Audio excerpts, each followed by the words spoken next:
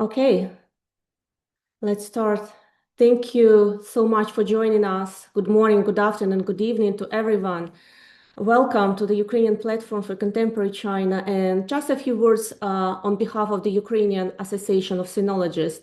Before we move on to the discussion, I'd like to express my sincere appreciation to everyone who has been supporting our work over the past 4 years. All the speakers, our organizing team, the Center for Slavic, Eurasian, and East European Studies at the University of North Carolina at Chapel Hill, our Krymsky Institute of Oriental Studies, National Academy of Sciences of Ukraine, and of course, Kaiser Go, who has chaired 8 online events so far, as well as 1 in-person lecture for students and faculty at UNC Chapel Hill. I would also like to remind the audience that the Ukrainian Platform for Contemporary China was created precisely to conduct meaningful and professional discussions among experts, specialists on China around the world, with Ukraine in focus, as it has unfortunately become central to global politics. We are working to identify specific themes for discussions in order to decode how China's behavior has evolved since Russia's full-scale invasion of Ukraine. I encourage you to visit the website, the Ukrainian Platform for Contemporary China, where you can find recordings to all our previous events since June 2022. We also welcome your initiatives and would be glad to explore how they could be implemented within our platform. And now, Kaiser, the floor is yours. Thank you. Thank you very much, Vida, and thank you once again for organizing this and for entrusting me with moderation duties for this, the eighth time. Let me add just a few thoughts of my own before we get into the conversation. First of all, good morning, good afternoon, or good evening to all of you who especially are joining live. 4 years now, Russia's full-scale invasion of Ukraine began, of course, on February 24th, 2022. 4 years of missile strikes on civilian infrastructure, 4 years of a front line that has moved agonizingly slowly but at enormous human cost in Russia's favor. 4 years of a war that Vladimir Putin expected to conclude just in days, and that Ukraine, backed by Western arms and Western funds, has transformed into a grinding war of attrition that has cost both sides very dearly, but that Ukraine, the smaller and the economically weaker party, simply cannot sustain indefinitely on the same terms. We are now in early 2026 watching what may be the beginning of a peace process, though peace process is perhaps too dignified of a term for what is actually happening. The Trump administration has entered the picture with a characteristic combination of bluster, of transactional instinct, of sheer impatience, applying pressure on both sides to reach an agreement. Ukraine appears to be swallowing a very bitter reality that any settlement will almost certainly involve the de facto loss of territory, of Ukrainian territory, to the aggressor. The reality that Crimea is gone, that the 4 oblasts that Russia claims may have to be treated as a frozen conflict, if not ceded outright. This is an outcome that violates every principle of international law, every commitment made to Ukraine when it surrendered its nuclear arsenal, and the basic moral logic of the post-World War II order. And yet, here we are. Against this backdrop, I want to ask tonight about China, about what Beijing has done with 4 years of this war, what its narratives have been, and what it has forfeited by those choices. Because I think here is the paradox. China might have had, over the course of the war, a genuinely remarkable strategic opportunity. The Trump factor, the rupture in the transatlantic relationship, the open contempt from the White House toward its NATO allies, the extraordinary spectacle of an American president threatening to seize Greenland, denigrating European leaders, cozying up to the very man whose tanks were rolling through Ukrainian cities. All of this could have been Beijing's gift. It created space for a genuine conversation about European strategic autonomy. It opened the door to exactly the kind of de-alignment from Washington that China has long hoped for and sought. And yet China largely squandered it. Its pro-Russian neutrality, the position it has maintained since February of 2022, uh, covering for Moscow in the UN Security Council, declining to outright condemn the invasion, allegedly allowing dual-use goods and critical components into the Russian war machine, amplifying Kremlin talking points through its state media. This has been a massive liability with European publics and with policymakers. Wang Yi's extraordinary admission last July, as reported, that China cannot accept Russia losing, where he said the quiet part out loud. The idea that Beijing is a neutral peacemaker has just not been taken seriously at all, not surprisingly, in European foreign ministries. The very rebalancing towards strategic autonomy that might otherwise be gaining momentum in Brussels, in Berlin, in Paris, even in capitals like Ottawa, has been slowed not by American persuasion, but largely by Chinese behavior. So today I want to ask, what do we actually know about Chinese attitudes toward this war? Not just what the state media says, though that's certainly part of the discussion, but what ordinary people think, what scholars and netizens think, what people in the strategic class of Beijing think, whether any of that is actually shifting. Has Beijing's posture foreclosed a meaningful role in Ukraine's reconstruction, which will be the largest infrastructure project that we will see in our lifetimes in Europe? Can Beijing still play any constructive role in bringing the war to an end on terms that are less catastrophic for Ukraine than what currently seems to be on offer? And what do the stories coming out of the Chinese Ministry of Foreign Affairs press conferences day after day actually reveal about how Beijing is managing this and what it gives away? To help me think through these and other questions, I have four extraordinary guests that Vita was so kind as to corral for this event. Let me introduce them. First, Yevheniia Hobova. Dr. Hobova holds a PhD in Chinese linguistics from the A.U. Kreminsky Institute of Oriental Studies at Ukraine's National Academy of Sciences, where she is now a research fellow. Her research focuses on Chinese political discourse and media analysis, on language policy in the PRC, and the sociolinguistic dimensions of the broader Sinophone world, including Hong Kong. She is executive secretary of the Ukrainian Association of Sinologists, one of the sponsors of this, and executive director from Ukraine at the World Association for Chinese Studies.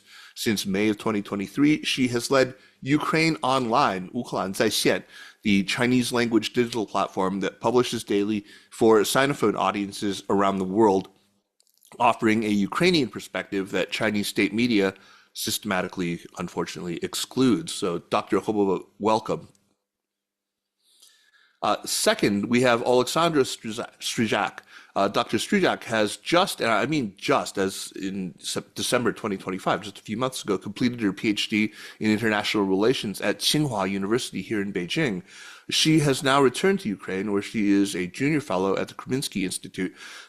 Think about what that means. She completed a doctoral degree in Chinese international relations inside Chinese academia at one of the most important Chinese research universities, one of the most important in the world, while her country was under invasion and while China, by many accounts, was enabling that invasion. The perspective that she brings from inside Chinese intellectual culture, reading the scholarship in the original language, navigating a Chinese research environment through 4 years of the war, it's really irreplaceable. So, Dr. Stryzak, welcome home and welcome tonight to our program.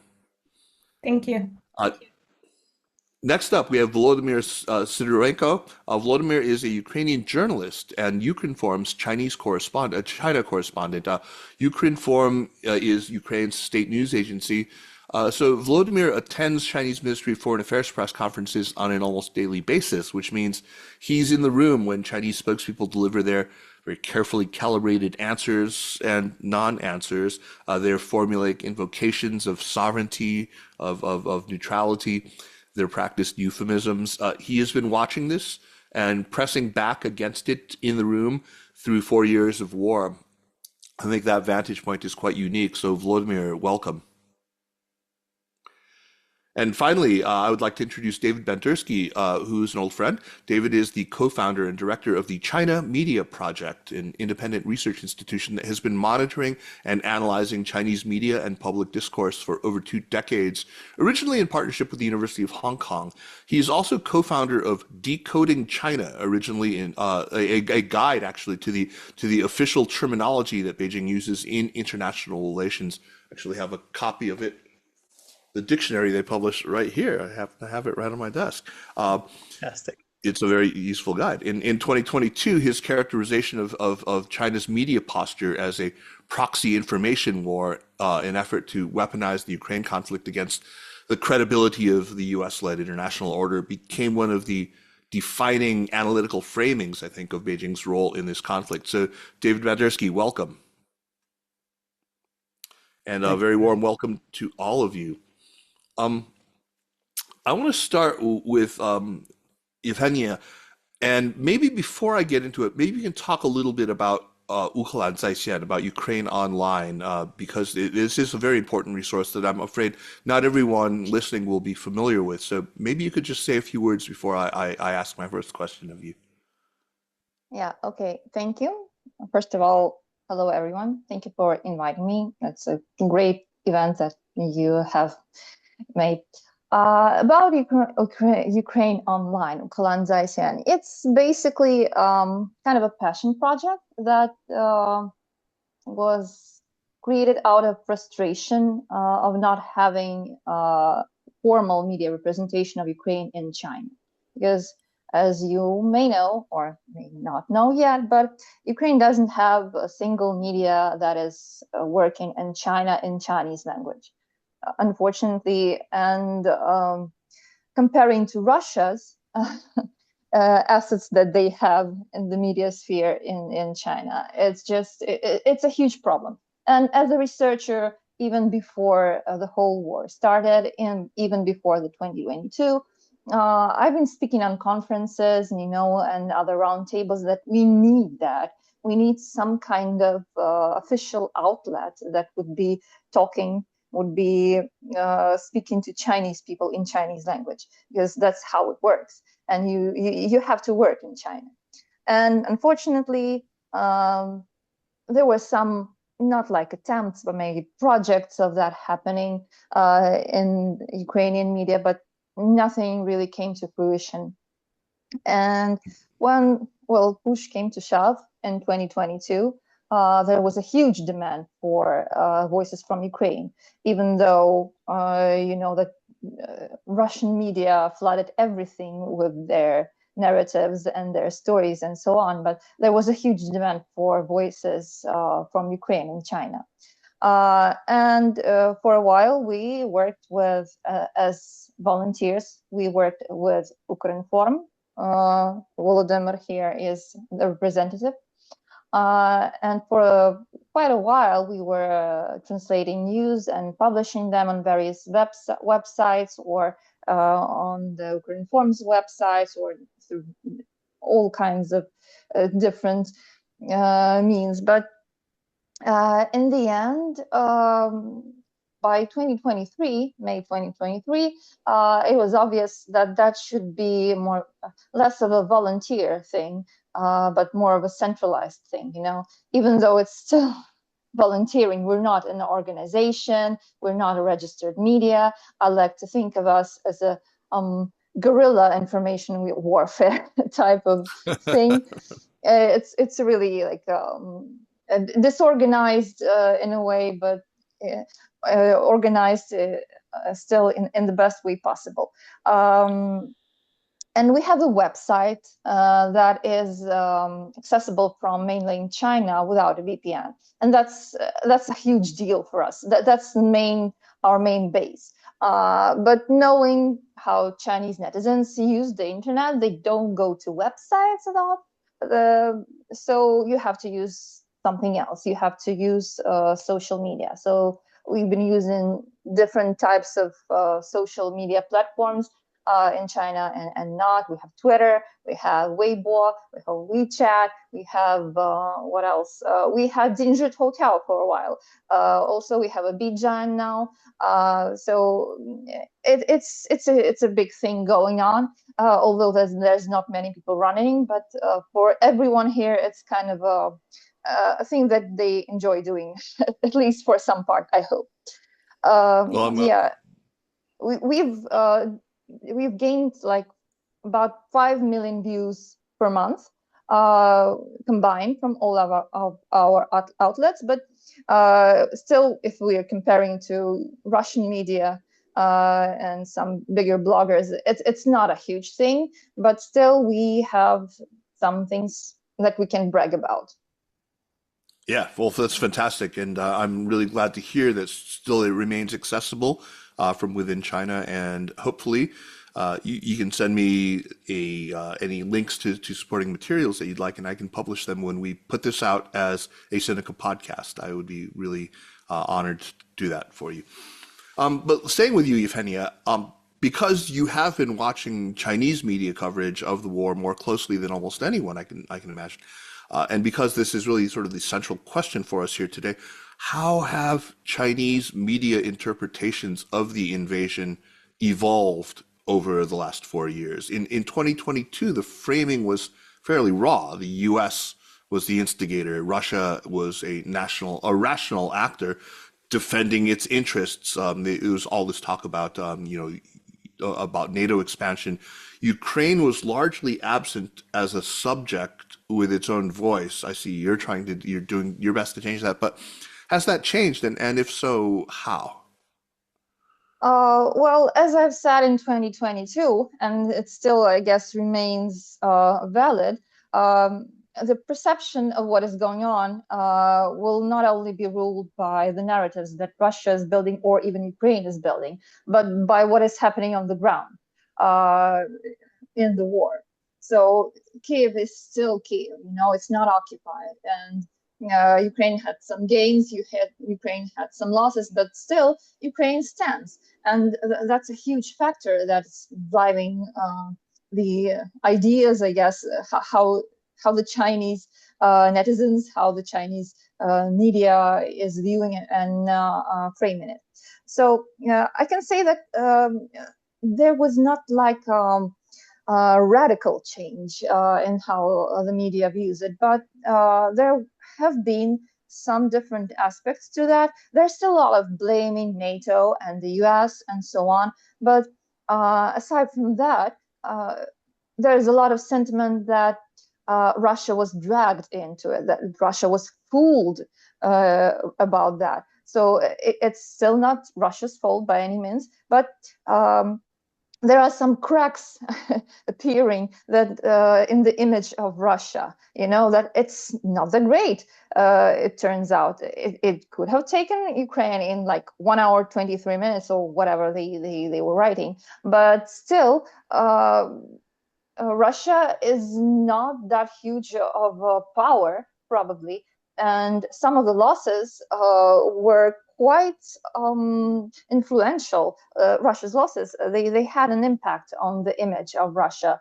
I would say as the return of Kherson, which would have been probably the biggest gain in Russia in this war, and some special operations that Ukraine undertook, like last year with the spiderweb operation, that was a complete shocker for everyone.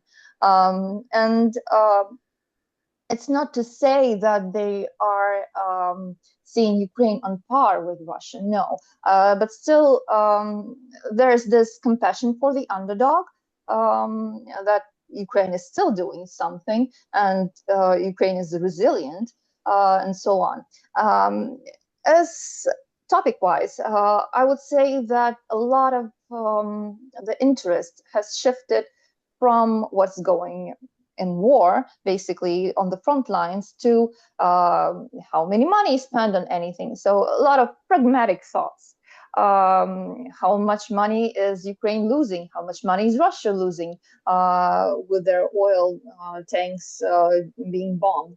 And how much money will it take to rebuild Ukraine, and can we be a part of that? There's a lot of economic interest I see going on. As just like a disclaimer, I'm speaking not much like of researcher here, but an active participant of the media sphere. So my view will be a bit different, and I guess David here will correct me as a researcher. But there's this whole philosophical question: can a fish become a scholar of fishes? No, but a fish knows a lot about how it lives. So I'm here talking like a Zoomate more than a researcher. And in that part, I can say that are lots of different demographics here. And we are having the demographics of mostly men that live in big cities, and they're over 30, and a large portion of them are even over 60. So that's the population that we're talking about. Right. And they, a lot of them are really this economy driven. They're really interested in that. And there's still a lot of interest for more neutral themes and not connected with politics or the war or anything, just Ukraine's culture. Sometimes these materials, this content, that garners quite a lot of views. And another major thing that we usually get lots of views in Weibo and other places is China-Ukraine relations. You could say that there are almost none of them now, unfortunately. There hasn't been like major diplomatic events between Ukraine and China, unfortunately. But still, every time President Zelensky mentions China in any context, it's usually of great interest in China. It may be interpreted wrong or right or the other way around, but still, anything that he says about China is usually something that we can see in the news. Again, a lot of that interpretation of what is happening in Ukraine, it stems from Russian news, unfortunately. While being denied agency by them, we are denied also the online presence by them. And it's a huge issue, because even I see a lot of pro-Ukrainian bloggers. They tend to go for information from Russian sources. They may be not the official Russian media sources, but like some prominent Russian bloggers or the Russian opposition even. So it's a thing that I see a lot of slang that is used in China and in Chinese language for some of the Russian politics stuff. It stems from Russia. Like they call him Tudze, like the bald-headed guy. It's from Russia, and so on. So in general, a huge infestation, I would say, of Russian narratives, but somehow there's still place for other interpretations, and there's interest for other opposing maybe views or just alternative views. Well, I think for somebody who is an active participant, a fish, as you say, it was a very, very good broad perspective. But let's talk to somebody outside of the water who lives on land. David, you've also been tracking Chinese media on this from for quite a while, decades now, and of course have been paying very close attention since the outbreak of the war 4 years ago. What would you add that Yevheniia to what Yevheniia has described? Do you see largely this sort of same arc in evolving framing and evolving narrative at all, or is this the same sort of underlying pro-Russian tilted architecture? Has that stayed largely intact? As well, I was about to say I'm a different kind of fish. Maybe it's the best Okay. way to, so I'm always swimming sort of deep, and I think I agree with sort of the range of what Yevheniia said. I think it covers a lot of the interesting aspects. We could talk about state media framing with some of the things that you just said, and even some of the things I've observed on platforms like Toutiao. It's interesting to hear that you guys were present, I think, there as well. I think in terms of framing, you began with the question of how framing might have changed. I always see this as two aspects. One is China's framing and how that might have changed. Another one is how we frame the framing. So even I think at the China Media Project early on, with the first meeting, I was excited to be involved in that first meeting with Vida at her invitation. And then I'm glad to be back. But we were talking with simplistic framing about how Chinese media referred to the war as a special military operation, for example. So one Using thing the that they Russian wanted to language, do right? exactly, and that was true to some extent. But the first thing we did at CMP is to go and say, well, is this actually reflective of the whole situation? And it was a lot more complicated. In fact, I can anyone who participated then might remember this, and I can share an article later that we did at that time. We went and looked at, for example, party linked commercial media. And Kaiser, for years you've heard me talk about the newspapers and online versions thereof. And there was actually some, not a whole lot, but some interesting coverage, even of human interest aspects of the war in Ukraine. And importantly, which you tend not to see still, the human interest aspects of it, the impact on the people on the ground, what it's Right. like. Even one coverage in Xinmin Weekly, which is in Shanghai, that actually in the first graph talked about Russia's invasion. It actually used that terminology. So one thing we need to do is to sort of unpack and complicate the idea that everything's kind of monolithic and how China handles it.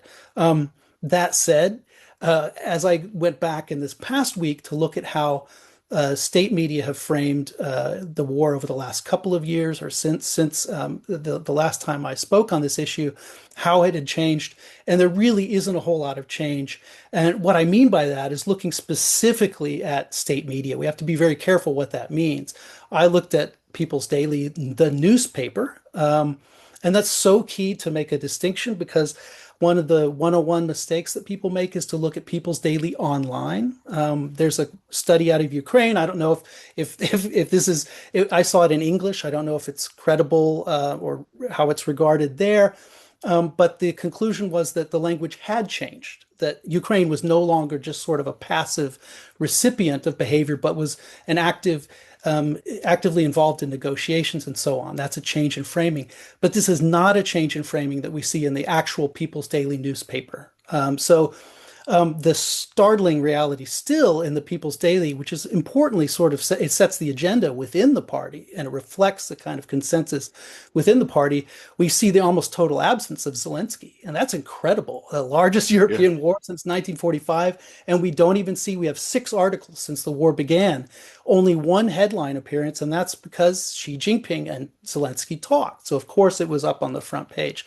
If we looked at my incomplete statistics on Putin is more than 40, and that's probably not a reflection of his actual appearance. So this is a huge gap. Xinhua News Agency is another one, of course, we want to look at. That is not, remember, People's Daily is not news. It's really not. It's framing for the party leadership. Xinhua is. So, of course, it has its agenda. It has to follow what they call guidance. But we tend to see more interest in news facts on the ground, and we actually see a lot of relay of foreign reporting. So you will see AP or the Times, less frequently the Hmm. Times, but the major Western news wires you will see, and of course a lot of Russian, as Yevheniia said. There's I forgot the word you used, but a kind of infestation maybe was the word. It's appropriate of Russian content. So Russia Today and Sputnik and so on. I think the differences are quite subtle. And the other one I looked at is China Daily, which of course is government run like Xinhua, but focused on foreign audiences. So it has a different agenda. And there we see a little, so down the line, we see a little more relaxation. So now I think very few of them, unless they're using Russian sources, are using special military operation. They're referring to it as a conflict most of the time. But even in China Daily, using the word war a lot because they're considering, of course, foreign audiences. So there's some, not a whole lot, but consideration of the audience and the desire to influence the audience, and that is a entirely different game. So just a reminder that I think that largely the narrative has not shifted a lot. But there are subtleties in the difference in state media. I think, and I apologize because I think this is really kind of a tragic metaphor, but it really is how it looks in the state media. It's like a stage play with three actors on stage. And the actors are China, of course, which is the peacemaker and playing the moral role. It's of course Russia, which is the essential partner of China, and has been, as Yevheniia said, sort of dragged into a war, maybe as part of the narrative. It was pushed into this by NATO. Some of those have moderated a little bit. But the other player is the United States. So the third player is not Ukraine. Ukraine is the stage. So I think this comes across quite clearly in state media right now. Thank you, David. I want to Yep. turn to Oleksandra now. Oleksandra, you've just come back from 4 years inside Chinese academia at Tsinghua, one of the institutions that often trains China's foreign policy elite. So I want to ask you about the academic community's narrative trajectory, if it's different at all, which I think is, another very key question for us today. From what you have observed and what you've read, how has the Chinese scholarly interpretation of this war evolved? In the first year, the academic debate seemed to feature what maybe we could call a moderate camp that was quite worried about the costs of the Russia alignment, reputational costs, real costs, costs of secondary sanctions and things like that, alongside a louder apologist camp, a more overtly pro-Russian camp. How does that debate look at year 4 now? Thank you for the question. I just want to add first one thing. I actually have been in Beijing for, it's not even been 3 years because I started during COVID and unfortunately I couldn't go there. And then the Okay. worst of it, I decided to stay at home and I went to Beijing in 2023 and it was my already third year actually during my PhD. So I see. it's been almost 3 years in Beijing, yeah. But still, because definitely, I think maybe it's a very interesting also detail maybe to add because I was actually among one of the first who knew that invasion started because I was just having my first class of my spring semester in Tsinghua, and I've been online. And it was also quite, I don't know, paradoxical and tragical at the same moment because it was class on the arms control, which I thought was Ah, very ironical in some yeah. manner. Yeah, so I definitely would never forget that moment. But yeah, just for a little bit of background. So I think what about the scholars, like this discussion of everything related to the war in Ukraine?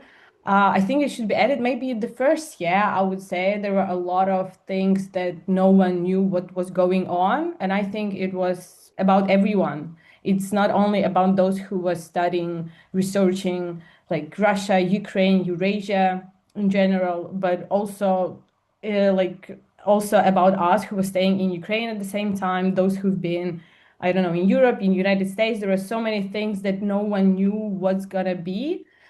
So I kind of feel like it's very actually hard to even say what was the frame during the first years. But I remember that because I at the time and still for now, I was actually the only Ukrainian citizen who came to study for PhD in Tsinghua.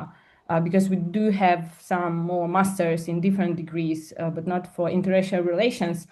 So at that time, I remember there was like this huge interest of everyone talking to me online about what was happening. Like I don't know, like okay, maybe I'm exaggerating in some sort, but like every 5 to 10 minutes every day. I remember that time we were definitely doing a lot for what Yevheniia just described about how Ukraine online project started. But that time I was involved in all my group mates in classes. Like a lot of people were asking me what was going on. And I think this actually hasn't really changed over the time because there is still a lot of things that maybe make people in China, and it doesn't matter whether they're like ordinary people, they work in university, maybe in some state organizations, there are this huge interest towards Ukraine, which I think is very hard to cover because maybe first, definitely the language issues. There are not as many people who can actually read, understand Ukrainian. There are definitely a lot of problems with the like searching, etc. But this kind of like very, and I was very like clear with everyone, like you can ask me wherever you want, like whatever information you want, like personal stuff, like I don't know, on like municipal and like citizens levels, of just people's levels, government levels, everything is open. And I kind of feel, I hope maybe in a way it also somehow changed the way that they were like receiving and seeing how the war was going on. But I think, and already I talked about that a little bit, we have to also distinguish between those, for example, papers that you can just find and read online, right? And those that like there are a lot of inner talks, I'm sure I was never and will never be a part of because I'm a foreign citizen, and I mean this is only maybe like Chinese things, but if we talk about those published openly, that you can search and you can find, you can download, and you can read it, I would not say a lot of has changed, unfortunately. During the first years, yeah, there were a lot of articles, for instance, about talking like what should China do? What is the influence towards the world, the region, China? You still somehow see them even now. I even searched for some. I haven't actually paid enough attention before towards that, but a lot of articles about like drones, how it's gonna change maybe somehow future China warfare methods, etc. There were a lot of about like food, energy, a lot of about this kind of security stuff, and it still is. Maybe still like 2022, I think there was the biggest amount of articles about the Russian aggressions against Ukraine. I mean, there's still definitely some, but it's less. And I kind of feel like I also need to add that it's still that Ukraine is not an active participant, as it's seen in those articles. Ukraine, it's still, unfortunately, it's kind of like a place where everything is going on. But the most topics are about this is the culmination of the those relations between the West and Russia that was getting bad and bad like with every year. So definitely there would be Russia, like United States and Europe, but also not like Europe as such. Mostly it's like Germany, France, and maybe some of countries like Poland and Baltics who just recently, okay, we see from the very big perspective, yeah, like for the last 20 years who just joined the European Union, and because they are geographically closer to Ukraine, and if it's closer to Ukraine, then it's closer to Russia. So I think, yeah, but if we talk about, for instance, how and people like in my university, in other university, because we definitely also go to other places for conferences, for meeting other fellows. Um, Maybe it's still like Russia-Ukrainian conflict is very much broadly used word. It's not as many crises. I know I kind of feel like it's more often used in media, but not as much, I think, in scholars, because you definitely you need to know and you need to precisely say what you mean by crisis. And I think it might be a little bit more complicated than if you use the word conflict. But I would say from my own perspective and with the like whole a lot of people that I've talked through these years, they even though they use it conflict, they know it's war, and no one has any illusions in that the conflict may be a little bit less of scale or something, because still, and I kind of feel even some of the Chinese media, they definitely post a lot about, for instance, there was like a huge massive attack on Kiev. Definitely they posted, and you see the pictures and it's more than obvious. But I would say that, yeah, the thing that have not changed much during all these years, if we talked about those discussed and published openly, it's unfortunately still Ukraine is not the key. Ukraine is as a bigger background, and because of the war is a bigger background. But there are more of research actually conducted about Russia itself, about United States, relations between Russia, United States, and Europe. Alexandra, you've talked a little bit about now what can be published openly. I wonder whether there's a gap between, what is in the published scholarship or in the articles that academics publish and what they say to you privately in seminars or in just conversations over meals, a gap between what the Chinese scholars will say privately and what they'll actually put in paper.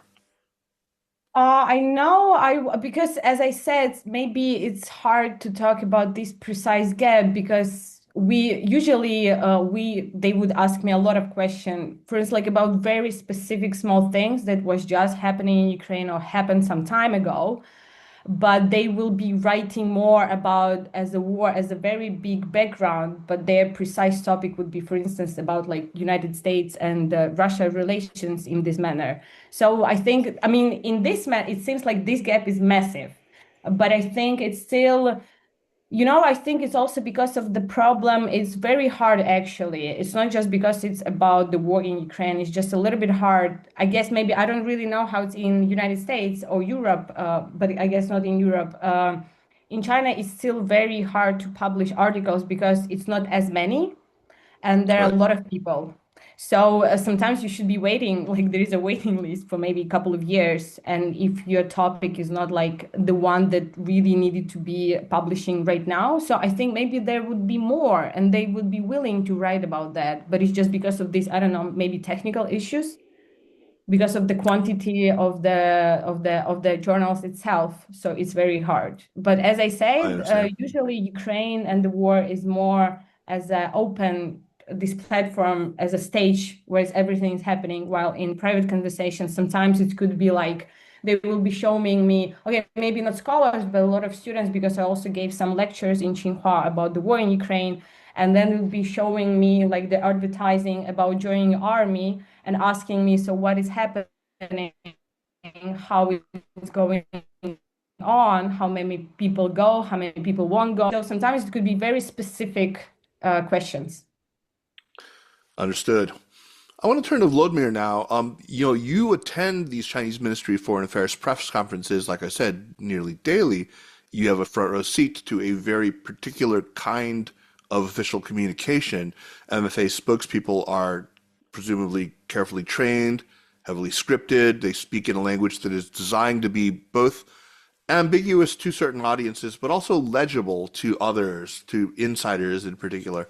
Over 4 years of attending these briefings, has the language that they use around Ukraine and the conflict, the war, has that changed?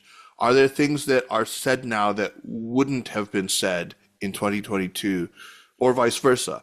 And what, if anything, do you think the questions that foreign journalists ask and the responses they get, what does that reveal about where the real pressure points for Beijing are right now?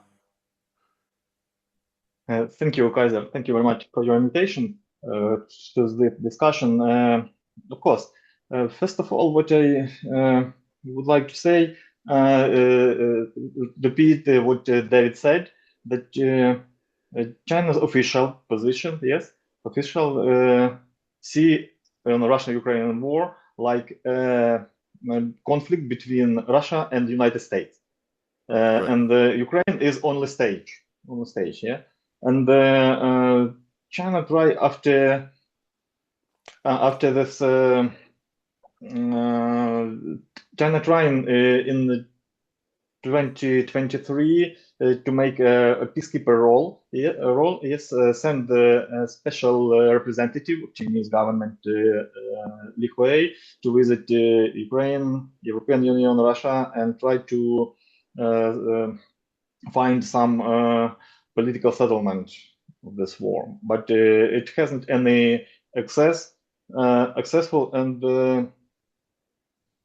after that, all actively from Chinese government stopped. Yes, And now Chinese side official, Chinese government, Chinese authority, and foreign ministry make only political calls to stop the war, to stop the escalation of war, and that's all. No one practically activities to stop war in Ukraine.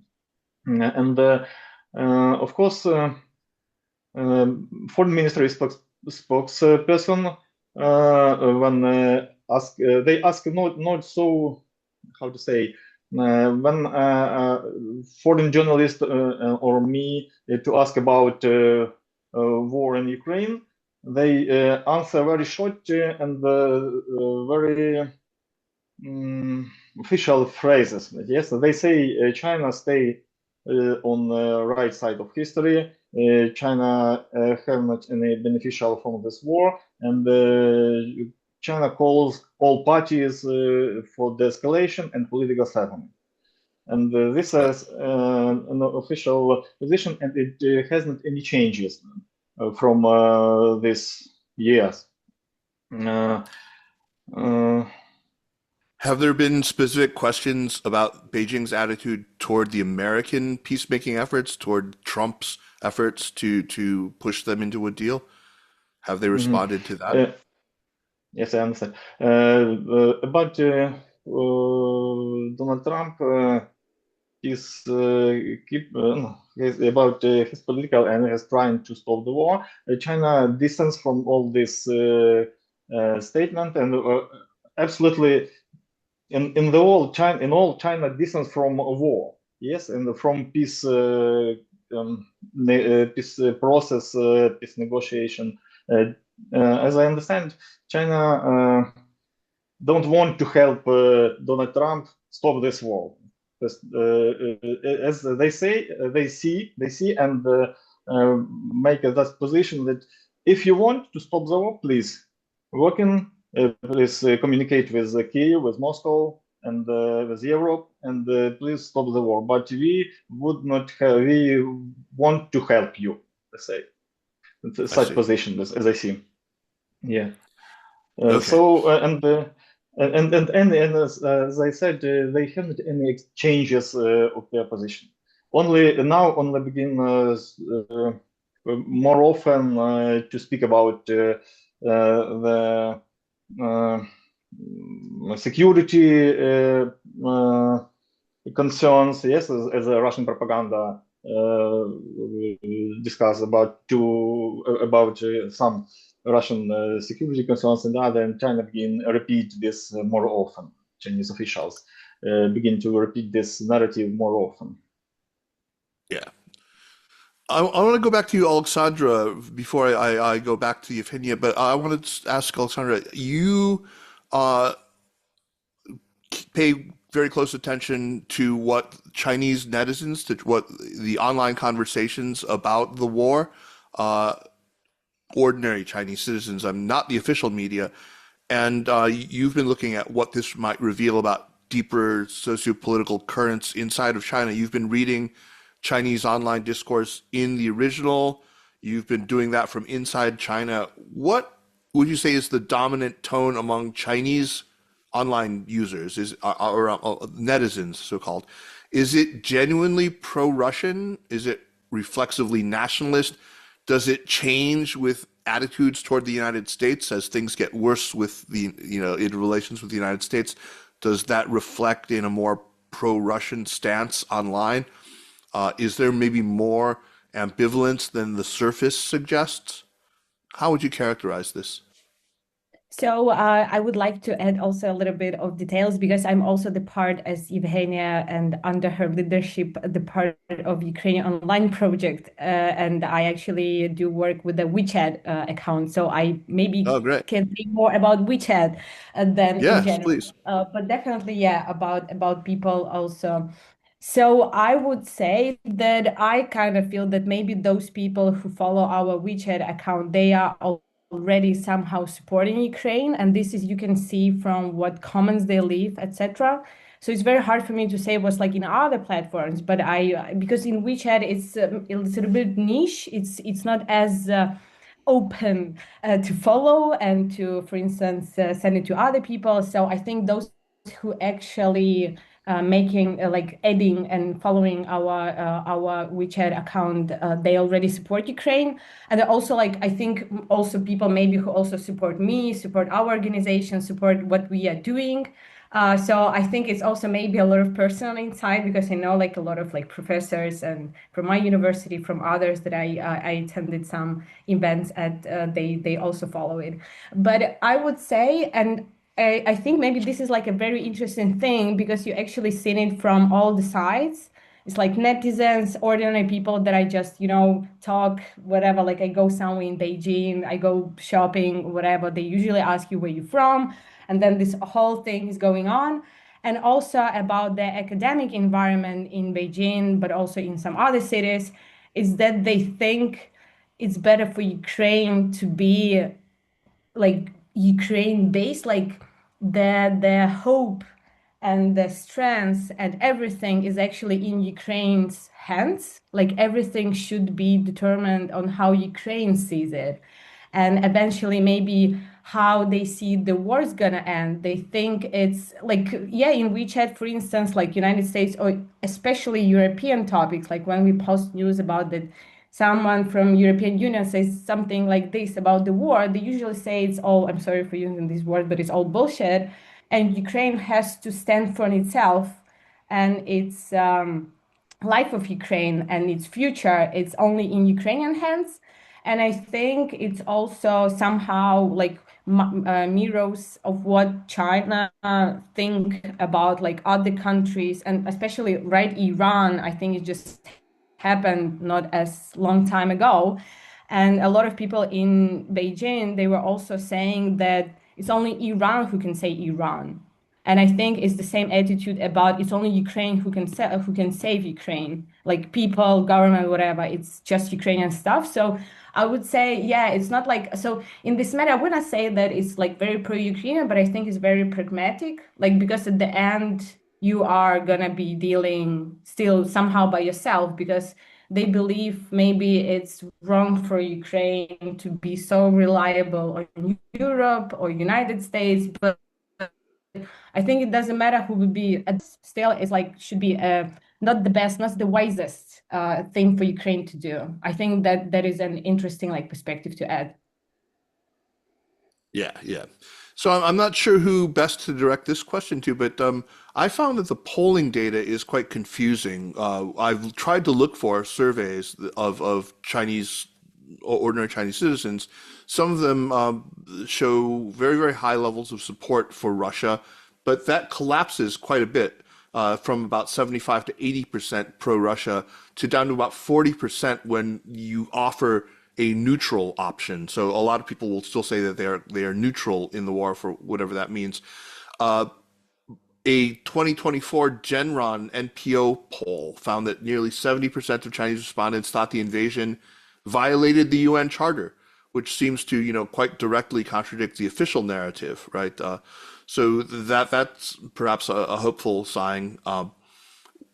Who has looked at some of this online polling or the polling that's been done by Western groups? I know social science research is difficult in China, but has anyone, David or Yevheniia or Oleksandra, have you looked at any of this?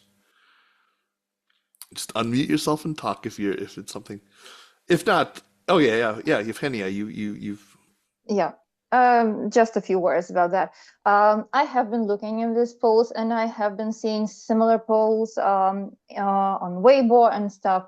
And there's a lot of difference between different demographics, honestly. And what we can see from different social media is all different slices of these demographics. And it's really difficult in practice, to put that all together and have a normal view of it. But yeah, most of the people are neutral, I would say.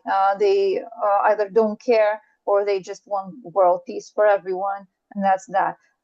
And staunch supporters of either side are quite a small portion, to be honest, and it somehow relates to the I would say the wave of nationalism that is on the rise in China. But on the other hand, a significant or a larger, well, some part of these nationalists or ultra-nationalists, they're anti-Russian. They have anti-Russian sentiments, like historical views and so on. So I've been seeing this quite a lot on Weibo and other platforms. When we don't support Ukraine, but we also hate Russia. And China is just the best, and we want everyone to be just like China. So this to me seems to be the dominant view, and that explains why the discrepancies between these kinds of polls, where there's a neutral role and there's no neutral role to be voted for. So maybe that's just the the neutral part of the demographics showing up, probably. Oh, so Yevheniia, just staying with you, one of the most important questions again that we want to talk about is how the coverage of the war differs between the state-controlled media or state-affiliated media on the one hand, and the independent or semi-independent digital platforms, the 自媒体, these sort of self-media outfits.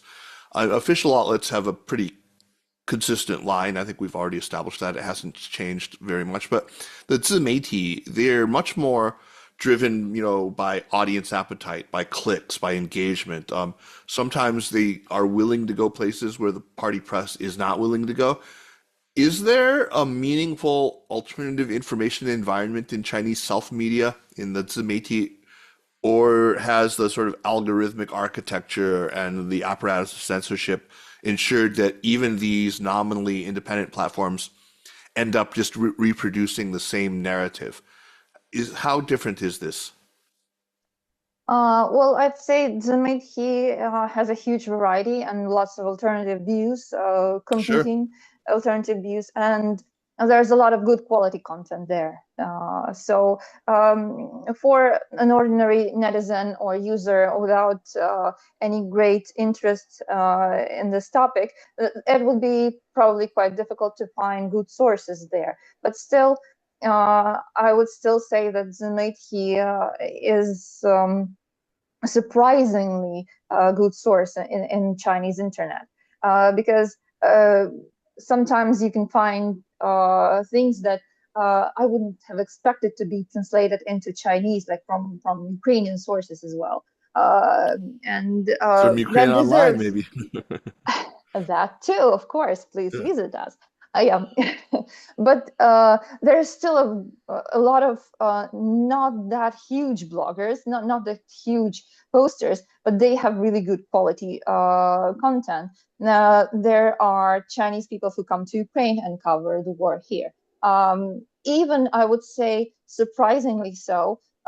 It's unfortunate that I have to say that, but the reporter from Xinhua that is working in Kiev, he actually does a very decent job covering what's happening in Kiev. He has done some really good materials.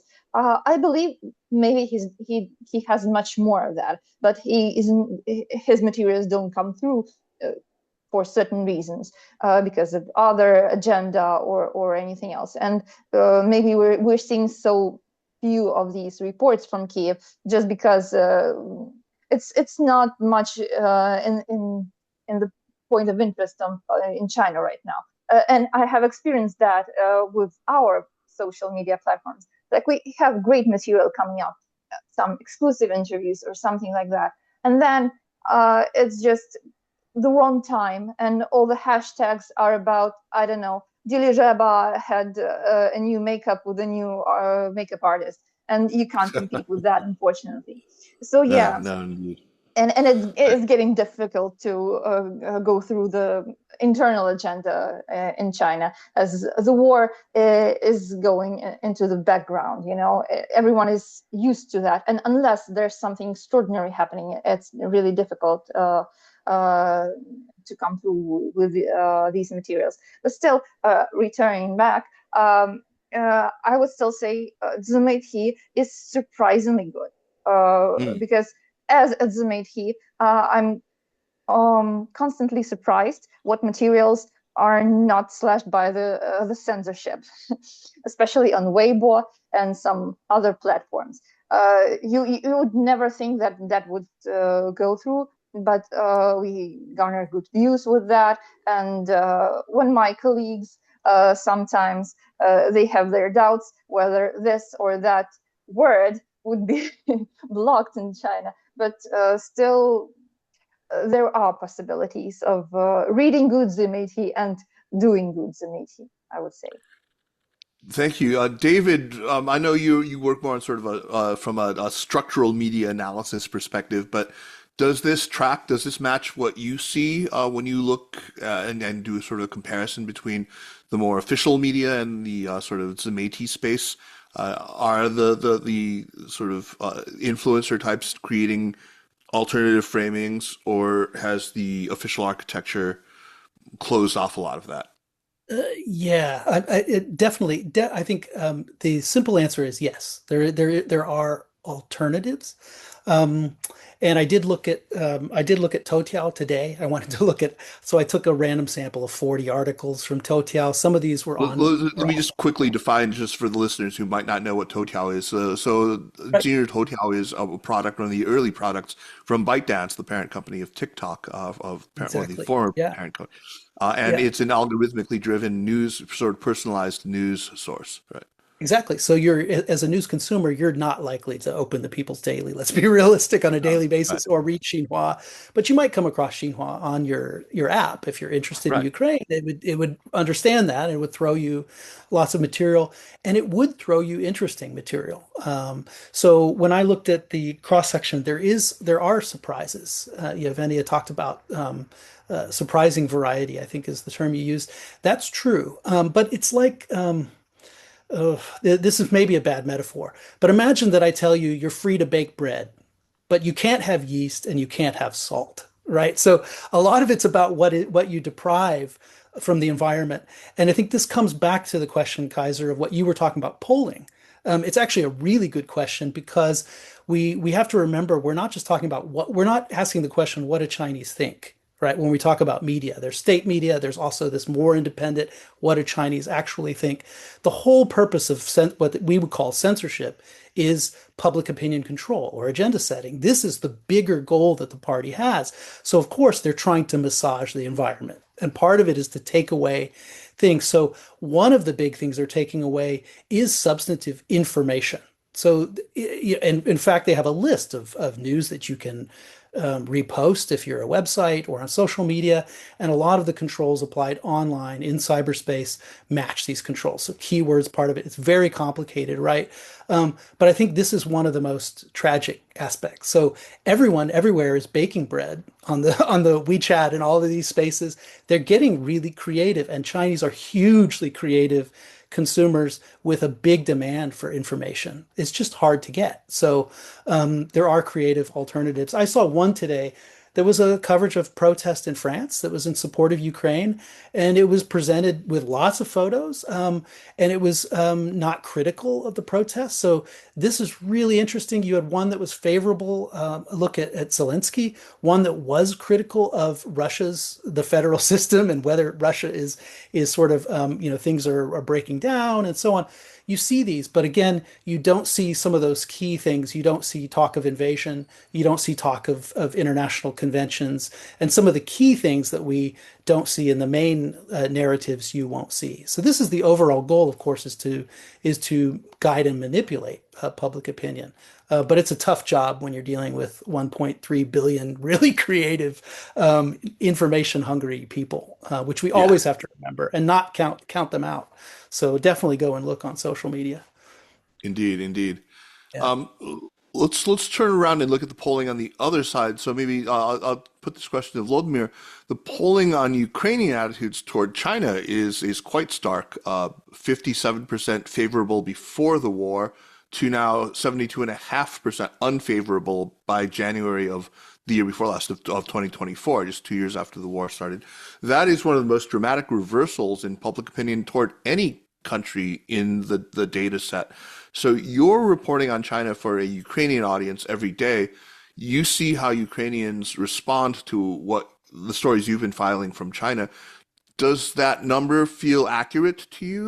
Is there maybe some nuance behind it? Is there a difference between elite opinion in Ukraine, a more popular public opinion, the views of people who have personal ties to China before the war, economic ties before the war? How would you break down these attitudes among Ukrainians toward China? Ukrainians, I can see some great difference between in attitude from Chinese for Ukrainian, yes, to Yes. position for this war. Ordinary people in Beijing, like Oleksandra said, they ask where are you from, and they wish Ukrainian victory, and the Ukrainians they wish Ukrainians to defend themselves, defend our family, defend our country. But official position it's haven't any changes. Official is they did not call war. They called war like a Ukrainian crisis, and they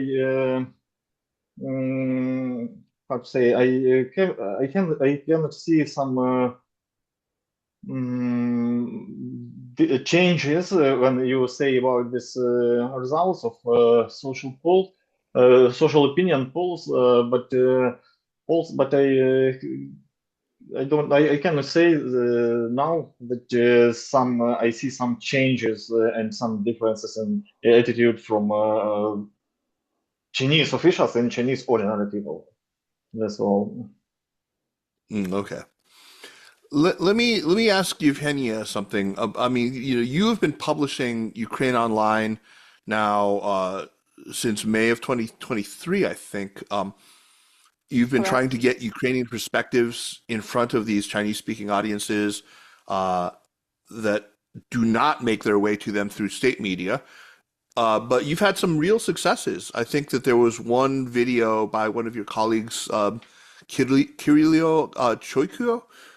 He got 7 million views, I think, on a video that he did on Weixin in the first month since it published. And what have you learned about what actually reaches Chinese audiences? What kinds of stories, what kinds of framings, what kinds of human details seem to really resonate with your Chinese viewers that makes them really engage? What are the things that work? Okay, the short answer would be Wuhan menu and cats. Just Okay. basic necessities. No, it's just a generalization and kind of an inside joke for us. Anything Yeah. works better if it has a picture of a beautiful Ukrainian woman. But no, in general, I would say there's more and more interest towards how Ukrainian resilience works, how Ukrainians managed to survive for 4 years and with the conditions gradually getting worse in their everyday life, and how they survive living in occupation in occupied lands, and how Ukrainian children are returning from the occupied territories to Ukraine, and they're rejoined with their families and so on. There's a lot of interest in these humane aspects in some of the feel-good stories. It's difficult to keep up with everything that is horrible going on. It's difficult psychologically to follow these accounts that would be just posting so many people died and so many people injured this night. And that's unfortunately the reality that we're living in. As Ukrainians, we read that every day. And knowing that how draining that may be, of course, we're not attempting to just report only the struggle and only the horrors of war. Right. And uh, I find that a lot of people say that this is inspiring and this is why Ukraine should go on fighting. So a lot of feel-good stories, and of course, lots of things that are exclusive, I would say. One of our best materials was an interview with the defender of the Zmini Island, who became prisoner of war in the first day of invasion on the island that they were defending, and his story of just going through all the horrors of Russian jails and returning to Ukraine, and how he's doing right now, and so on, and whether he is, or probably maybe not, the person who said Russian warship go F yourself. That's a secret that they are still keeping. So I would say, yeah, in general, more humane, more nice stories, but still some of the content that is not necessarily right out about Ukraine, but a lot of materials that I've seen that is getting more and more popular is how Russia is feeling the results of the war, the financial impact, the economic downfall of Russia, and what difficulties they are facing right now, and how the war is influencing the country. And a huge portion of views actually comes from innovations in the War Department. So what drones has Ukraine made, and what kind of rockets and missiles is now used. It's funny that our Weibo account is tagged like this. This automatic tag is Junshi Boju. Well, I'm basically writing about Ukraine, but it means that I'm the military. So there's that. That's very on brand for what Chinese online audiences are interested in. One of the things that I think has had tremendous appeal, at least in the West, certainly in the United States, is the person of Zelensky himself, Volodymyr Zelensky, his story, the story of his electoral victory, somebody who was a comic actor, but also his extraordinary bravery in the initial days after the invasion.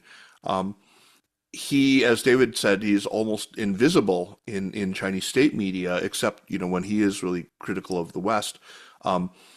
Has Ukraine Online been able to make him more visible as a leader, as a human being, as a charismatic center to Chinese audiences in a way that cuts through? Well, of course, we haven't been trying actively to do that. He's doing that himself quite fine. But there's interesting thing that some platforms really hate them. Like, we're on QQ News, and for that demographic, Zelensky is the clown that has led Ukraine to its downfall, basically. And on the other hand, we have Weibo, where they love Zelensky. So yeah, there's a huge difference between the platforms, and surprisingly so. It's a phenomena that I've been basically studying for the last year. There's a lot of anti-Semitism coming towards Ukrainian leadership in general, and there's a lot of blaming of Ukraine for being a puppet, not just of U.S. but of Israel. And of course, this ticked up after October 7th, right? I mean, with the vast majority of Chinese supporting the Palestinians in Gaza, right? Yeah, that was a huge turning point for us. Even some of our subscribers said, well, Ukraine does not support Palestine, so we're unsubscribing. And I hate Ukraine now for they are supporting Israel, which is not outright true. Ukraine does not really support what Israel is doing in Palestine. It has been sending humanitarian aid to Palestine. But in general, there's this campism among Chinese netizens who support Ukraine and Israel, and others who support Russia and Palestine. So there's a clear divide in that. And it's surprising how much anti-Semitism is in that, and how much people are calling quoting the horrible book of I don't remember the name of the author.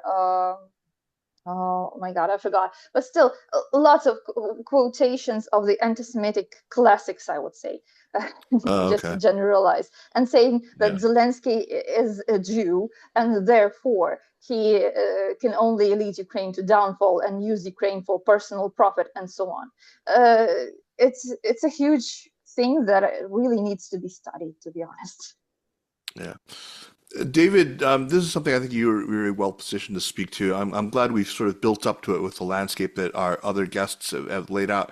So, as the war now enters its fifth year, what are the themes and the analytical frameworks that now shape Chinese media and scholarly discourse about the conflict? I mean, the first year, just to sort of wrap up here, it was about origins and legitimacy. It was about NATO expansion, about American instigation, of course. The second and third years brought this whole peacemaker narrative, as we've heard.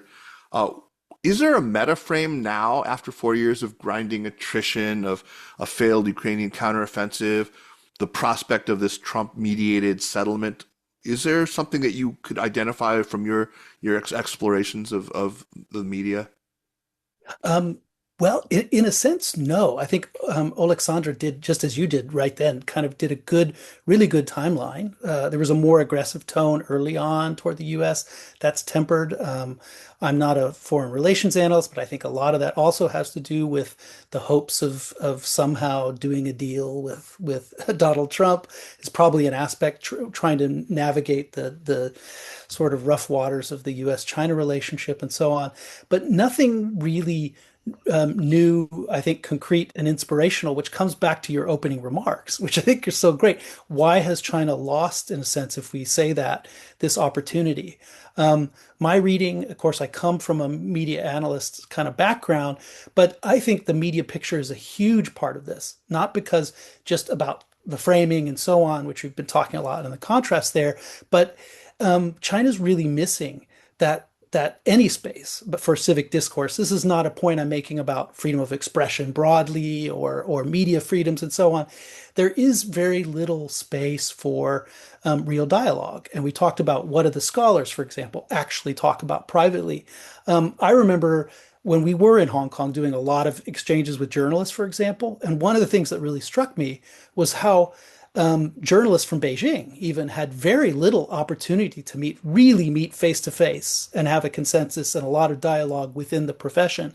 I think this is still true. It's very difficult. If you're waiting for academic publications, as Yevheniia said, this is another limitation, a kind of structural limitation.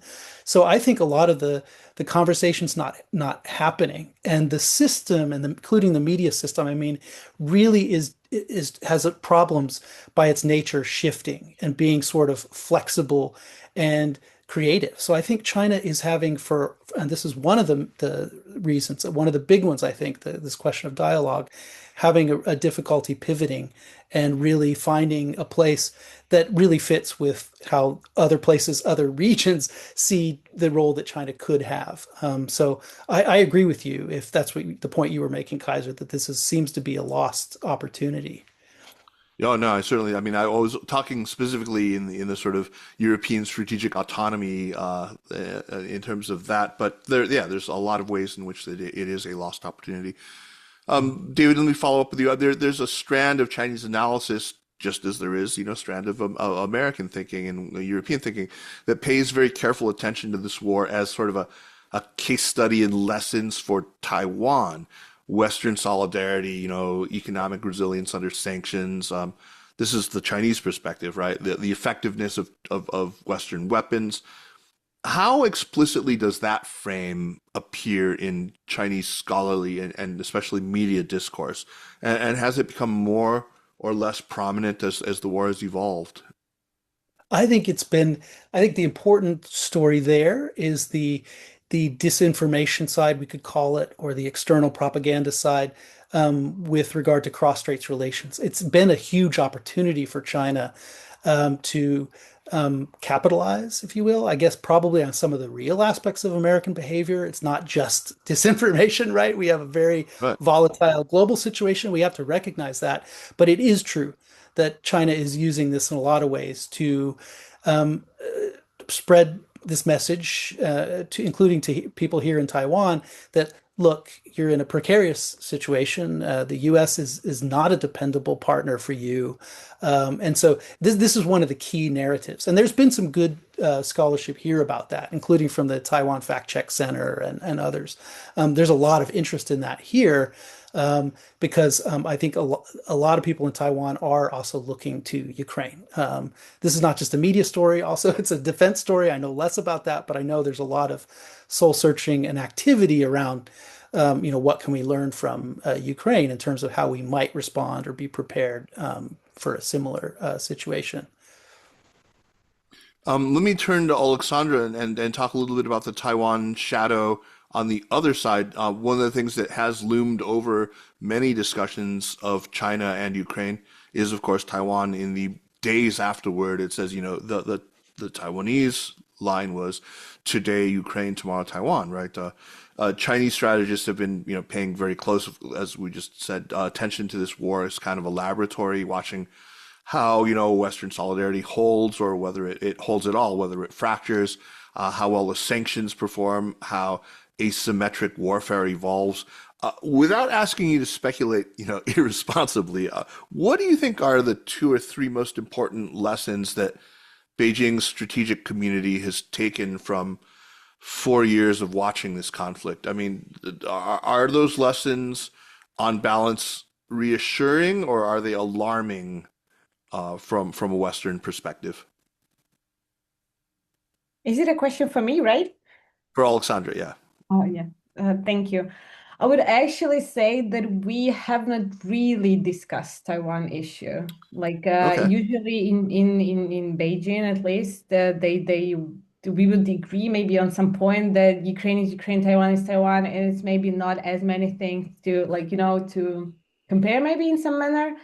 As I said, for instance, and I kind of feel like it could be one of the possibilities that it's actually studied and researched to be used somehow if anything happened.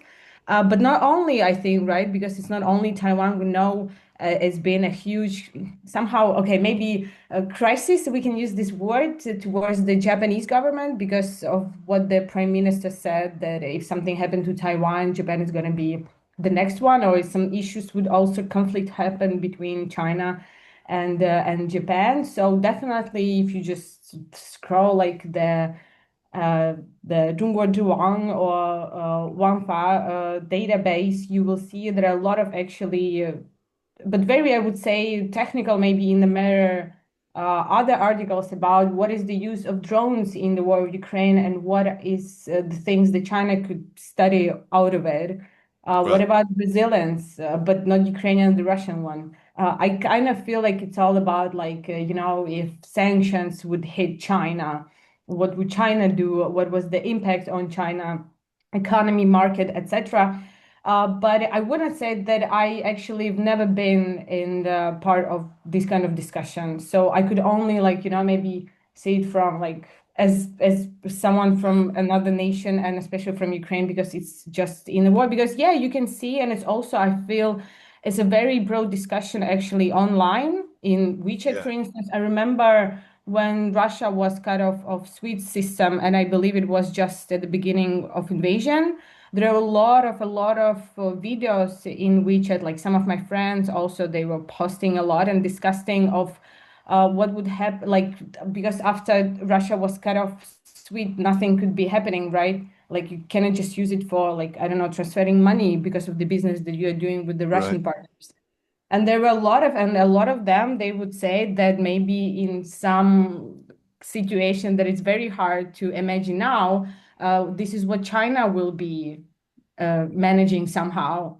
So I'm sure there are a lot of things being studied, discussed, but as I said, I've actually never been the part of that discussion. So I could only think of it Yeah. Fair just, enough. yeah, for all my thoughts. So as Yeah. many, Yeah. maybe it's not as many to add to this topic. Sorry. maybe let me get your thoughts on another thing, and I'd love to have all three of our Ukrainian participants weigh in, and David, if you'd like to as well. But something that's rarely discussed, but I think that may become very enormously consequential is the reconstruction of Ukraine when the war inevitably ends. I don't know the latest World Bank estimates, but I've seen estimates that are higher than $500 billion, $500 billion. And it will, as I said in the introduction, probably be the largest infrastructure project that Europe will see in a generation. China, of course, was and has been, continues to be a major global infrastructure investor through the Belt and Road Initiative, of which Ukraine was a member. But have China's choices over these 4 years, has it closed off the possibility of a meaningful role for China in the reconstruction process? Or is this a space where maybe the economic logic eventually might override political resentments on both sides, where China could still play a role? Maybe start with you, Oleksandra, since your mic's open, and then if Yevheniia wants to weigh in, or if Volodymyr wants to weigh in as well, talk about the possibilities of reconstruction in China. It's very hard to actually say something about what is the possibility, whether it's big, what is not, because I think like our government, right, Zelensky, he was always very clear on that we will have this opportunity given to those countries and those partners who actually very much help Ukraine during the war. But it's definitely a part of a very broad discussion in China. I would not say really on the like people based or like universities based, but more like organization based and maybe companies based. But yeah, definitely. Like I also had like some possibility. Like I've met some people who might be interested, or maybe know someone who would be interested in that, and that's a huge interest in that. It's definitely I think a lot of Chinese people, especially those in business and those engaged in the like massive infrastructure project, especially related to One Road, One Belt initiative, which you already mentioned, Ukraine was also a part of. And it was always like I know that even there were used to be like some institutions like One Belt, One Road, China, Ukraine, whatsoever.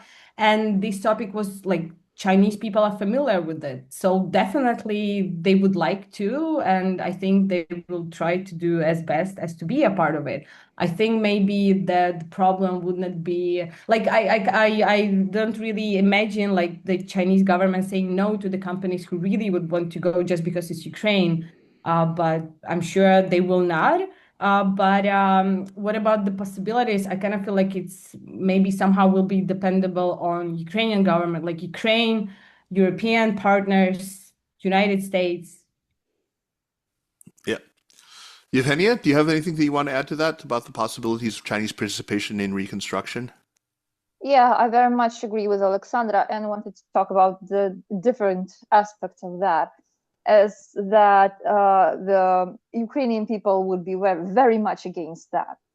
We see a lot of comments on any discussion of reconstruction of Ukraine or on any news about China and Chinese attempts in reconstructing peace and everything. And there's a lot of sentiment that we cannot let them in here. Because, as you've said, Kaiser, the polls speak for themselves. Ukrainians are very much not in favor of China and its current regime and everything and how China is acting during the war in Ukraine. So, and in a country where the streets have their say in the Ukrainian politics, it would be very much difficult to go completely against the grain for the government and go against the people's will. I'm not saying that some Chinese companies building roads in Ukraine or something would lead to mass protests in the streets. Probably not, but still, especially for our current government, the public opinion and public image is very much important. Other question is it possible to avoid China's participation? That's for the economists to say. I guess.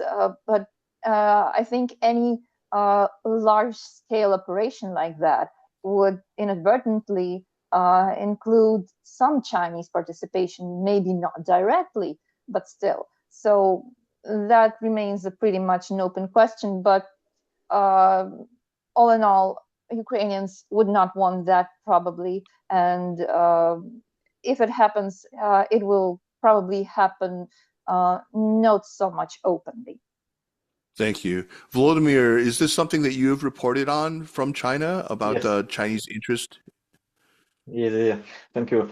Yes, I'm absolutely agree with Alexandra and with Yevgenia opinion, of course. And I can say that I have experience to speak with several Chinese businessmen who ask who ask about the situation in Ukraine, about the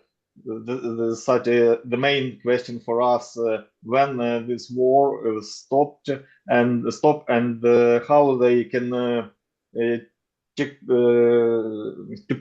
participate in the Ukrainian rebuilding and after war.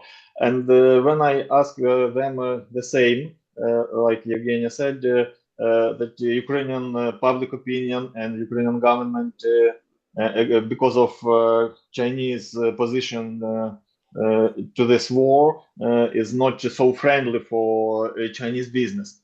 And they, as I understand, they answer that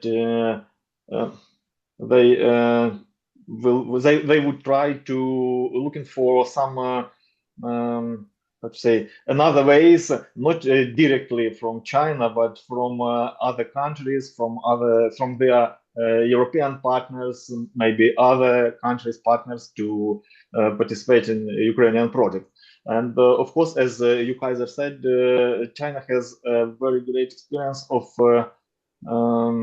infrastructure, building and installation of many differences in infrastructure, railway, highway, and other, and all things which Ukraine would be very needed. Yes.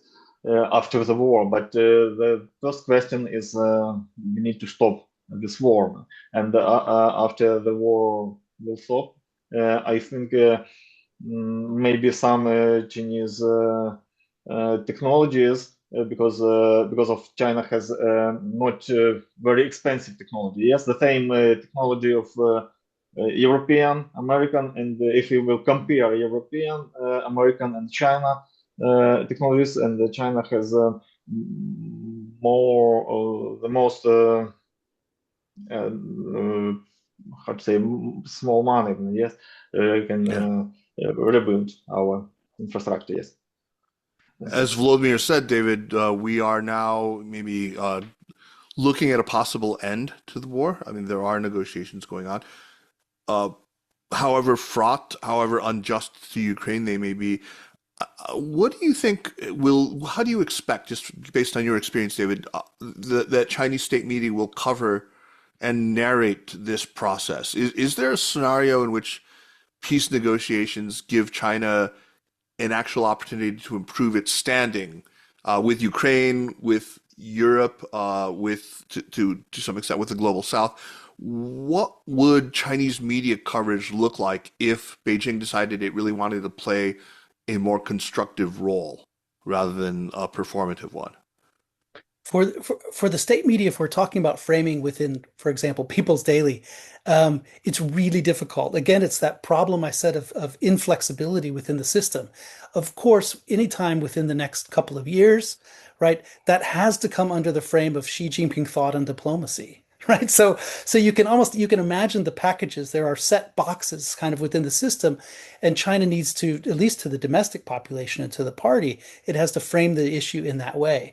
There's always this tension between how it frames and signals internally and then how it communicates externally. This is one of the big problems actually that it faces. So they're always in contradiction. So it's kind of difficult to picture. Practically outside the media question, where I'm truly a fish out of water, right? I have maybe no place to comment, but I have real questions about what that actually looks like. Where is China's role? It's not played a very constructive role. It's not played this successfully so far, and I'm sure Ukrainian colleagues can speak to that much better than I can. Thank you. Yevheniia, I actually want to close with something maybe more personal, if you are willing. You and your colleagues, I mean, certainly everyone here, we all work very closely with China. You've continued to work in the area of China studies or journalism to try to understand Beijing, to communicate with Chinese audiences. Through now 4 years of a war in which China has, in the minds of many of your countrymen, helped Russia to kill. What has that cost you professionally and personally? And what does it mean for you to be able to maintain this work, to insist that understanding China still matters, that communication with Chinese audiences is still something worth doing at a time when many Ukrainians, most Ukrainians, according to the polls, now regard China as complicit in the ongoing, war against Ukraine? How can you talk about how that has personally affected you and professionally affected you? I'm going to start with Yevheniia, but also Oleksandra. I think you would have a lot to say on this as well, and maybe we can just wrap up with this question before we say goodnight. Oh yeah. So as I've said before, it's a really personal project, passion project, I would say. So it has been for me a huge an outlet for me that let me feel on one hand a bit of a burden of being the speaker for all of Ukraine, being the voice of Ukraine for at least this small sliver of the Chinese netizens. But on the other hand, and I can speak for our colleagues that are working with us, it has been bringing you the feeling that you're doing something for your country, maybe it's not that big, but if you can sway an opinion just of several people in China, it already feels good. And aside from just stroking your ego for being that great and being the voice, there is also this aspect that there's a lot of support. There's a lot of great comments that you get. Not personally you, because all of our social media is like, we're not opinion leaders, it's just the project speaking. And different people working with different media. So I can say that we've been really getting great responses for what we're posting. And people have been donating money for us that we can go on working. So it's not a lucrative job. No, it takes a bit of time and it takes a bit of a nerve to read some of the comments and to be the worst thing is that you have to read the news, Ukrainian news, every day. It's a huge toll. It takes a toll on your psyche, unfortunately, but we've gotten more or less used to through that time. And on the other hand, that you see this great outpour of sympathy toward Ukrainians, and how people say that they have changed their mind maybe in some way. That's really important, I guess. Fantastic. Oleksandra, do you have anything to add to what Yevheniia said about this, the personal dimension of this, of the work that you're doing with China and how it's been impacted?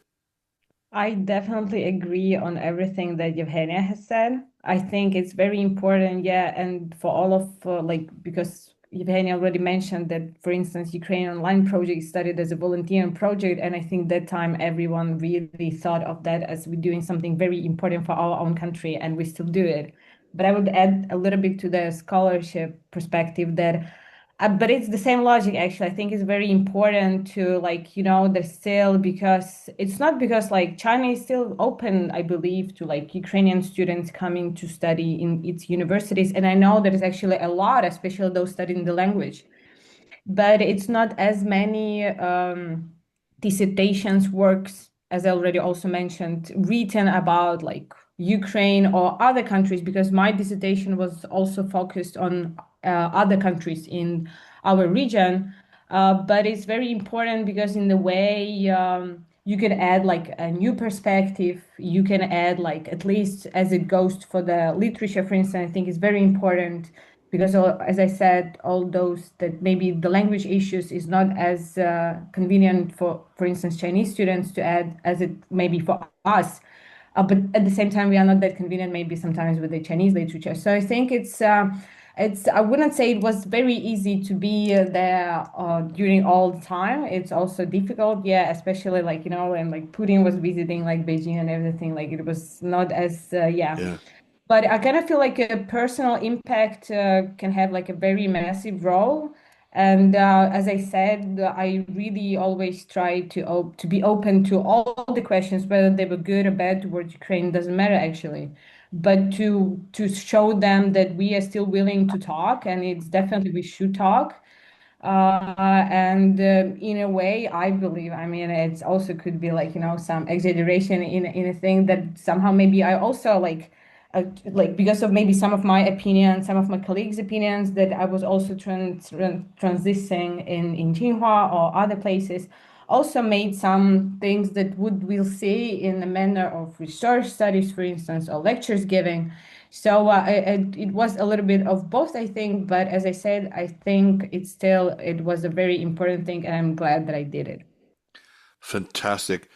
I want to just really warmly thank all four of you, Yevheniia Hobova and Oleksandra Stryzak, Volodymyr Sidorenko, and David Badowski. This conversation has not just been a very serious one from a sort of analytical point of view, but also, I think, very humanly honest, and that's just as important, if not more important. Once more, I want to thank Vita Holod for making this possible. You're still holding the fort in Chapel Hill. I'll be back hopefully to see you again in May. What strikes me listening to all of you is how much we still don't know about what China is actually thinking, about what China actually wants and will do, and how much of that opacity is still quite deliberate. I mean, Beijing, I think it's very frustrating to me that I don't, even sitting here and talking to people about it, I don't get a very clear sense of it. But this really helps, I think, to get a sense, at least, I mean, from people who have this deep experience with it, of what ordinary people are thinking, about the ordinary connections that people are making through platforms like Ukraine Zaishen, Ukraine Online. So to our audience, thank you very much for joining us. I hope that many of you get out there and find a way to support the work that they're doing with Ukraine Online. I think you will have understood its importance to this. To Vita and her colleagues at the Ukrainian Association of Sinologists, and to the center there at UNC Chapel Hill, you're doing extraordinary work under conditions that would have, I think, silenced a lot of institutions. So thank you, and Slava Ukraina, and thank you very much for joining us. Heroям Slava.